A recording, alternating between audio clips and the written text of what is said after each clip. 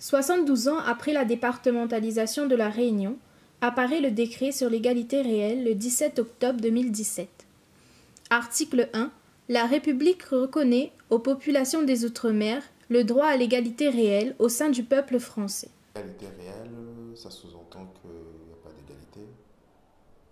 Ça sous-entend qu'il y a une égalité fausse. La devise « Liberté-égalité » naît en 1789, au moment de la Révolution française. Le terme « fraternité » n'apparaît qu'en 1848, date symbolique de l'abolition de l'esclavage.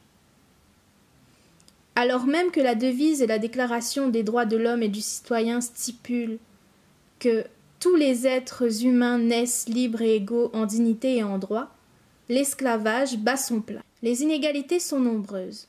La vie chère, par exemple, ou encore le manque de formation. À La Réunion, par exemple, il y a des secteurs qui sont qui ont besoin justement d'avoir des talents qualifiés et qu'en face, on n'a pas la réponse en termes de formation qui soit adaptée et que justement les jeunes réunionnais, s'ils veulent faire quelque chose qui sort en fait on va dire je vais appeler ça les voies de garage classiques, des filières universitaires classiques et qui veulent faire par exemple des domaines un peu plus précis, ils sont obligés de partir. Ils sont obligés de partir et c'est pas forcément facile. Et surtout, quand ils partent, c'est des talents qu'on perd parce que ces jeunes-là, ils vont pas revenir et qu'il n'y a pas d'emploi. La devise française fait mine d'oublier l'histoire de l'esclavage. L'île, pourtant, en garde des traces. Bondemoun y raconte Mario était un petit esclave.